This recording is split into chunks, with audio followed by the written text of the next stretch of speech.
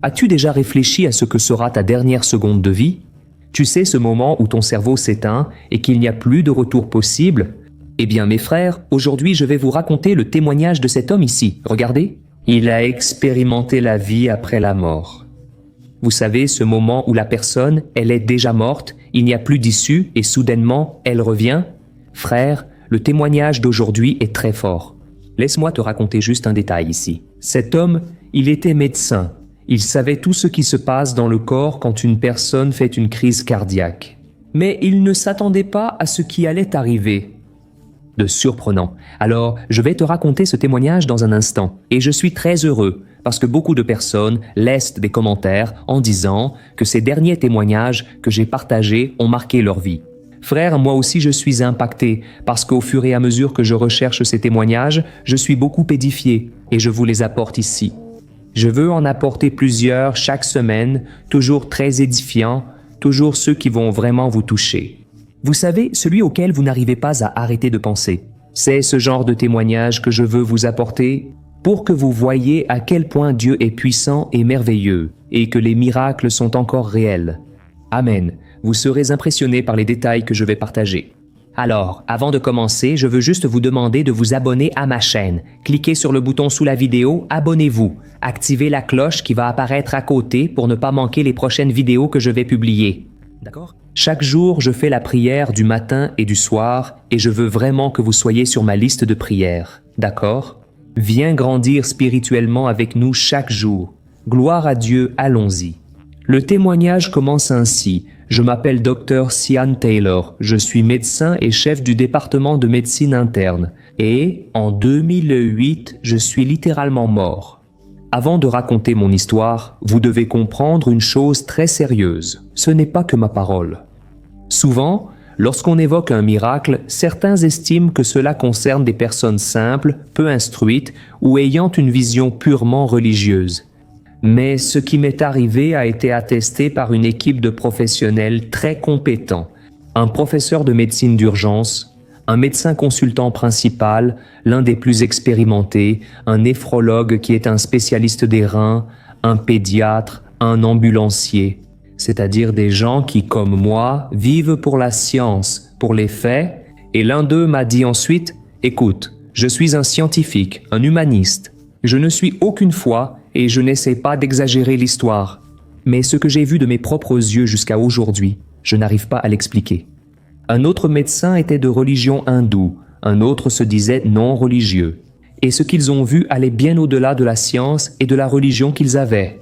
C'est pourquoi, quand on leur demande si c'était un miracle, leur réponse est toujours la même. Il n'y a pas d'autre façon d'expliquer cela. C'est pourquoi nous pouvons dire avec toute la certitude du monde que ce que nous avons vu était un grand miracle. Maintenant que tu sais ça, laisse-moi revenir au tout début. Ma vie était très bonne, tu sais.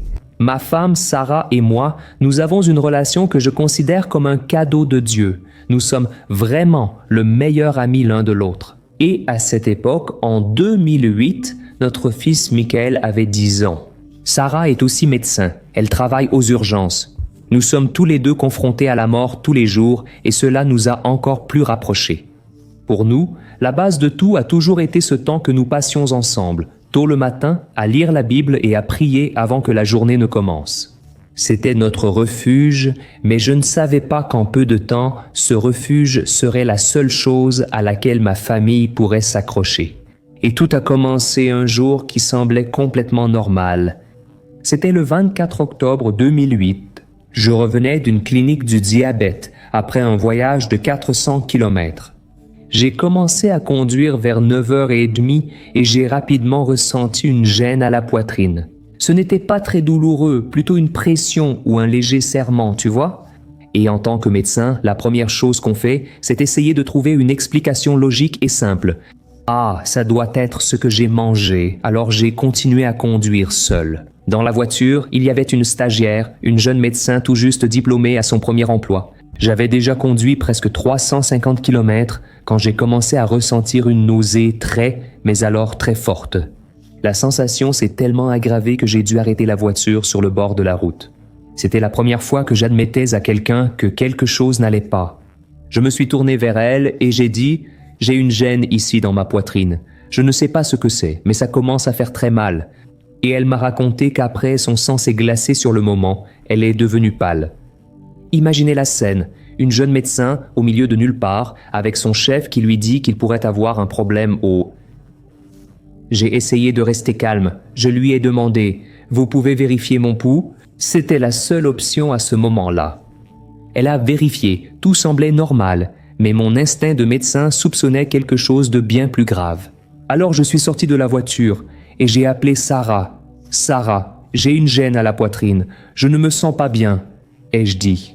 Et elle, en tant que médecin, a déjà posé les bonnes questions. « Est-ce que c'est une douleur que tu ressens? Tu penses que tu peux conduire jusqu'à l'hôpital? » J'ai accepté, pensant pouvoir réussir.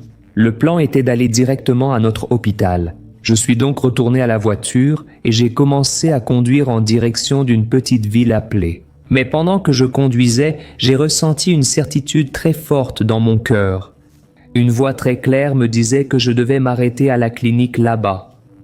Alors, je suis arrivé au centre de santé vers 1h de l'après-midi. Mais, pour compliquer les choses, le médecin était parti déjeuner. J'ai expliqué à la réceptionniste et à l'infirmière qui j'étais et j'ai demandé à faire un électrocardiogramme. Elles ont été très attentionnées, elles ont fait l'examen et puis il s'est passé quelque chose d'assez inhabituel. Elles m'ont remis le résultat. Comme le médecin n'était pas là, elles m'ont donné le papier parce que j'étais à la fois le médecin et le patient et quand j'ai regardé ce papier, mon monde s'est effondré. J'ai vu ce que nous, les médecins, appelons une élévation du segment ST. En termes plus simples, cela signifiait que j'étais en train de faire une crise cardiaque sur la paroi inférieure de mon cœur. Le choc a été immense. Je regardais mon propre diagnostic de crise cardiaque et j'ai dit à voix haute « Mon Dieu, je fais une crise cardiaque ». La même chose s'est emparée de moi. Ce n'était pas l'examen d'un patient quelconque, c'était mon propre examen. La douleur thoracique a soudainement augmenté à ce moment. J'ai demandé qu'on appelle un médecin. Quand il est arrivé, il a essayé de me calmer. « Écoute, tu n'as que 39 ans. Ça ne peut pas être une crise cardiaque. C'est probablement juste une mauvaise digestion. » Je savais qu'il essayait de me rassurer, mais la douleur était réelle. Elle était écrasante. Il m'a alors emmené dans la pièce voisine pour un autre examen. Et cette pièce... Sur le lit, j'ai vu le chariot d'urgence avec le défibrillateur dessus. Je me suis allongé là, ressentant une douleur terrible pendant qu'ils me connectaient au moniteur. Alors ils m'ont donné de la morphine, mais ça n'a eu aucun effet. La douleur ne faisait qu'empirer. Et c'est à ce moment-là que Sarah, inquiète de ne pas avoir de nouvelles, a rappelé. J'ai répondu et j'ai essayé de lui dire la vérité. « Sarah, je suis au centre de santé d'Oak Ridge. J'ai fait un électrocardiogramme. Je vais te dire quelque chose, mais reste calme, je fais une crise cardiaque en ce moment même. » J'ai même essayé de paraître fort et je lui ai dit de ne pas s'inquiéter, qu'une ambulance allait déjà m'emmener. Allongé sur ce lit, j'ai observé le moniteur cardiaque. J'ai vu mon rythme cardiaque augmenter, ma tension artérielle monter et ma dernière pensée consciente a été « ce n'est vraiment pas bon ». Après cela, tout est devenu sombre. Ce qui s'est passé ensuite, je ne le sais que parce que, par la grâce de Dieu, j'ai survécu pour pouvoir entendre les récits. On m'a dit que j'ai eu une très forte crise et que juste après, mon cœur s'est arrêté. J'ai fait un arrêt cardiaque.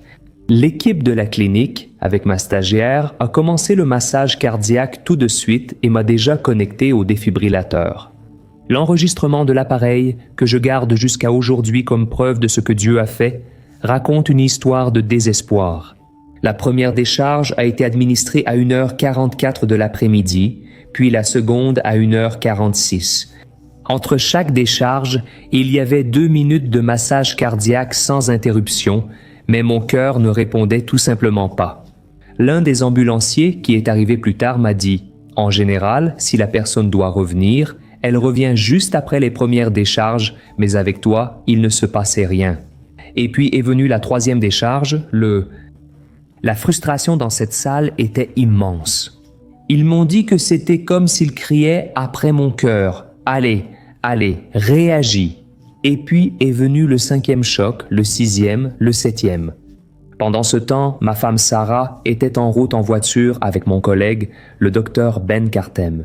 Elle m'a raconté qu'elle écoutait les nouvelles au téléphone et qu'à chaque mot, c'était comme un coup de couteau dans son cœur.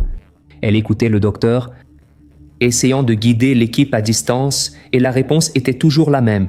Nous essayons encore et encore, mais nous n'avons pas de succès. Et puis est venu le 8e choc, le 9e, le 10e. Sarah m'a dit que la pensée qui la hantait dans cette voiture était « Mon Dieu, qu'est-ce que je vais faire de ma vie ? Comment vais-je dire à mon fils qu'il a perdu son père ?» Et puis il y a eu le 11e choc, le 12e. 13 chocs ont été administrés en 48 minutes, puis le pire est arrivé. La machine a analysé à nouveau mon rythme cardiaque et n'a plus recommandé de choc. Mon cœur était passé d'une arythmie à une ligne droite, la systolie. Silence total sur le moniteur, mort clinique. C'est à ce moment précis que le docteur Steve Baker, le médecin senior expérimenté, est arrivé. Il m'a avoué plus tard, avec une sincérité totale, « Écoute, j'étais le plus sceptique que tu puisses imaginer. J'ai dit au docteur Carter au téléphone, c'est une perte de temps. Quand j'arriverai là-bas, il sera soit mort, soit vivant, et ma présence ne fera aucune différence. Je pense qu'il sera mort, et quand il est entré dans la pièce, il a vu que sa pire supposition était correcte. Il a décrit la scène comme tirée d'un film d'horreur. Il y avait une tension énorme dans l'air, un corps totalement sans vie, et un moniteur qui montrait une ligne droite. C'était un cadavre, c'est certain. Alors que la science déclarait ma fin, une bataille spirituelle commençait. Sarah, dans la voiture, complètement désespérée, a appelé son père, qui vivait là-bas en Inde. Quand elle a dit, en pleurant, qu'elle allait chercher mon corps, il a crié de l'autre côté du fil. Et alors, au milieu de sa propre douleur, il lui a dit les mots qui allaient tout changer. À partir de là, il lui a dit ceci. Ne t'inquiète pas, ma fille, Dieu contrôle toutes les situations. Il a parlé ici à mon cœur que tu dois prier. Quand tu arriveras là-bas, vas-y et prie. Et là, à la clinique, le docteur Baker se préparait pour la procédure finale. Il m'a dit qu'il avait annoncé à toutes les personnes dans la salle que Chian était mort. Mais l'une des jeunes médecins, sachant que Sarah arrivait, a fait la demande. « Sa femme arrive, pouvons-nous attendre qu'elle soit là ?» Ils ont accepté de faire 2 cycles supplémentaires de massage, par respect, puis d'arrêter définitivement. Et c'est à ce moment-là, alors que la science avait déjà complètement abandonné, que ma femme est entrée dans cette pièce. Elle m'a décrit la scène avec une douleur que je ne ressens toujours pas, selon ses mots. J'étais allongé, très pâle et le corps très froid, un corps sans vie. Le docteur Baker a pris sa main et dit « Sarah, je suis désolé, mais Sian est partie. Tu peux lui dire au revoir. » Elle est alors venue vers moi, a pris ma main, qui, selon elle, était froide comme la mort. À ce moment-là, mon corps n'avait déjà plus de vie, depuis 1h20. Le temps pour une chance de récupération, même miraculeuse, selon la médecine, était déjà écoulé de façon irréversible. Et son cœur s'est brisé. Elle a pensé « j'ai perdu mon meilleur ami ». Mais alors, au milieu de cette douleur insupportable, de ce manque d'espoir, soudain, elle s'est souvenue des paroles de son père et cela a résonné dans son esprit. « Va, ma fille, et quand tu seras là-bas, prie. » Alors, elle s'est agenouillée là, à côté du corps, au milieu des larmes, avec une foi dont elle ne se savait même pas capable, elle a simplement prié. Elle a dit « Dieu, il n'a que 39 ans, j'en ai 38. Nous avons un fils de 10 ans. Père, j'ai besoin d'un miracle maintenant. » Et les médecins me l'ont raconté, après que le silence dans la salle soit devenu total, seulement brisé par le son continu et monotone du moniteur indiquant la ligne droite. Ils se tenaient là, très respectueusement, attendant qu'elle termine, afin de pouvoir enfin débrancher les appareils. Pour eux, ce n'était qu'une procédure de compassion d'offrir à l'épouse un dernier moment. Personne n'attendait absolument rien. Et c'est dans ce silence de tombe qu'un des ambulanciers a entendu un son qui n'aurait pas dû être là. Un faible soupir presque imperceptible est sorti de ma poitrine. Il a raconté qu'il s'est tourné vers le docteur Baker, les yeux écarquillés, comme pour demander « Vous avez entendu ça ?» Et presque simultanément, avant que quelqu'un puisse comprendre ce qu'était ce son, le moniteur cardiaque, qui était silencieux et plat, a émis un seul bip, puis un autre, et encore un autre. Et Sarah m'a dit que pendant une seconde, elle a cru qu'elle imaginait que la douleur était si intense que son esprit créait des sons pour la réconforter. Elle a alors levé les yeux vers les visages choqués des médecins, et ce n'est qu'à ce moment-là qu'elle a compris que ce n'était pas une hallucination. Le son était réel, ce bip, c'était le son de la vie qui revenait. La confusion a alors envahi la salle, mais c'était une confusion pleine d'espoir, et quelqu'un a crié « Il est de retour, il a un pouls », et ils ont demandé à Sarah de s'écarter. Soudain, le corps jusque-là traité comme un cadavre est redevenu un patient critique.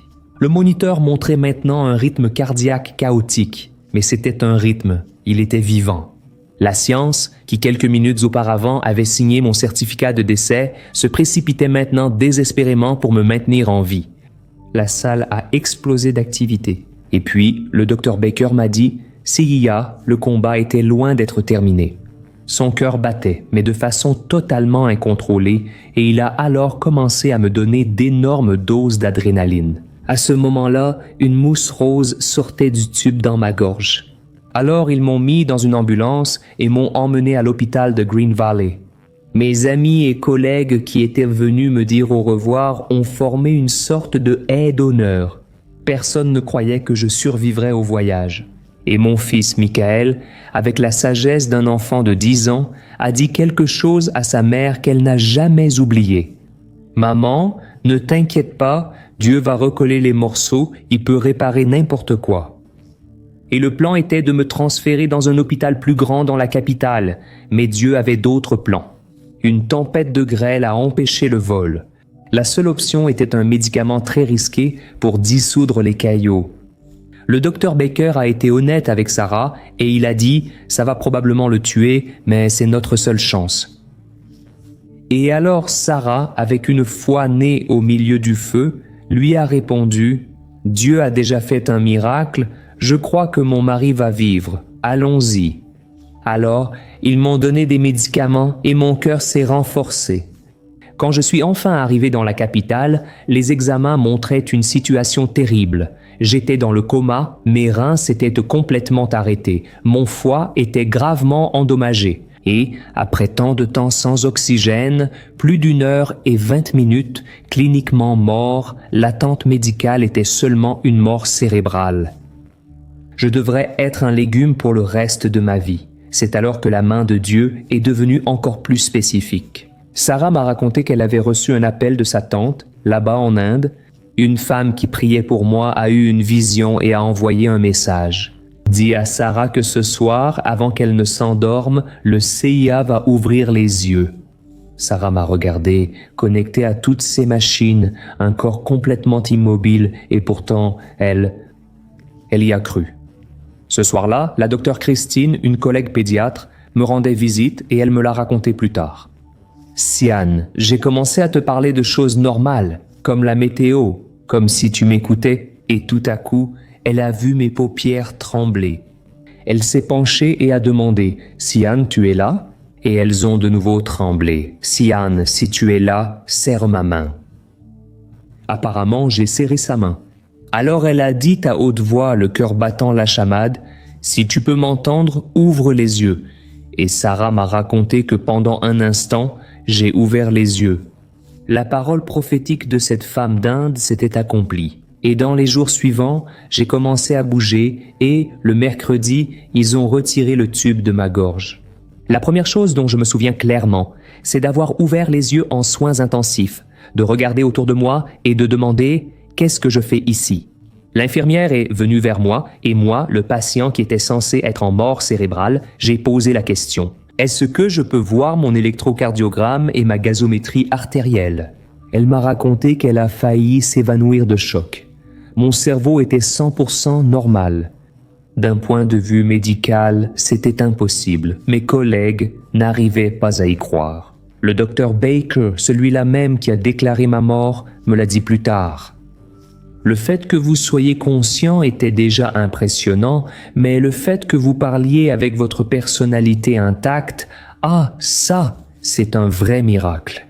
J'ai été autorisé à sortir le 13e jour et en moins de 2 mois, j'étais de retour au travail à la tête du département de médecine. J'ai déjà raconté cette histoire lors de congrès médicaux, en montrant les dossiers et les examens. Et la salle reste toujours dans un silence total, parce que personne n'a jamais entendu quelque chose de semblable. Jusqu'à aujourd'hui, la science n'arrive pas à expliquer. Et beaucoup de personnes, quand elles écoutent mes récits, quand je raconte mon histoire, elles me demandent « Docteur, qu'avez-vous vu pendant tout ce temps? Qu'est-ce qui s'est passé pendant cette heure et 20 minutes où vous étiez mort ?» Et ma réponse honnête est celle-ci. Je ne me souviens de rien. Pas de tunnel de lumière, aucune voix d'ange, je n'ai pas revu ma vie. Pour moi, c'était un silence, une obscurité totale, et aujourd'hui je comprends que cela avait un but. Le miracle de Dieu n'a pas été une vision qu'il m'a donnée juste pour moi. Le miracle, c'est ce qui a eu lieu ici sur Terre. C'est ce que les médecins ont observé, ce que le moniteur a enregistré et ce que la science n'a pu expliquer. La preuve de Dieu n'était pas dans ce qu'il m'a montré de l'autre côté, mais dans ce qu'il a fait à mon corps pour que tout le monde puisse le voir. Et moi, en tant que médecin, j'ai eu le privilège de pouvoir rassembler toutes les pièces, collecter toutes les preuves et montrer au monde ce que Dieu a fait dans ma vie.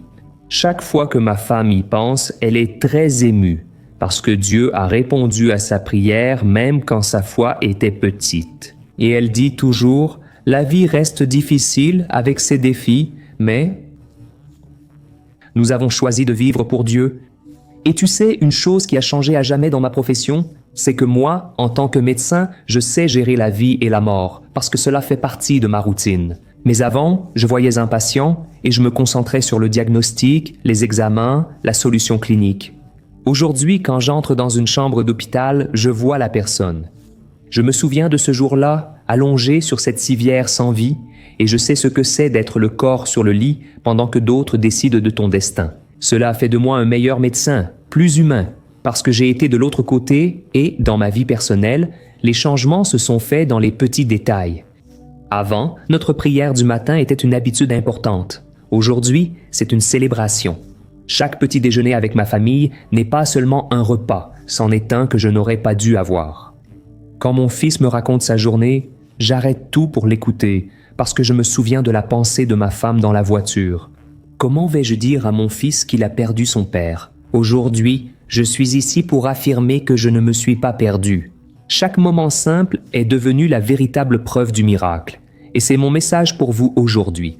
On m'a donné une seconde chance et je vous demande de réfléchir à ce que vous faites de votre vie.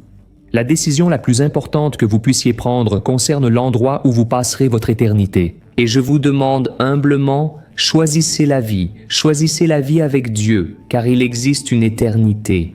Et je veux que vous soyez tous au ciel avec lui, et Jésus lui-même l'a dit. Je vais préparer une place pour vous afin que, là où je suis, vous soyez aussi. Frère, je suis le pasteur Antonio Junior. Je viens de raconter ce témoignage et je crois que vous avez été très touchés, parce que moi, j'ai beaucoup aimé. Regardez, ça m'a vraiment touché pendant que je traduisais de l'anglais au portugais. Je vous demande de partager car c'est très important, frère. Partagez des messages édifiants qui vont améliorer la journée des gens, apporter plus de foi, d'espérance. Alors maintenant, je compte sur vous pour envoyer dans les groupes WhatsApp, envoyer aux personnes que vous aimez, d'accord? Je vais aussi laisser ici à l'écran 2 témoignages. Regardez, ils sont très forts. Je veux vraiment que vous les regardiez, alors ne manquez pas de les regarder, et je vais aussi les laisser. Dans le commentaire épinglé juste en dessous de la vidéo, il y a le lien vers tous les autres témoignages que j'ai déjà partagés ici sur ma chaîne. D'accord? Que Dieu te bénisse. Une grande accolade.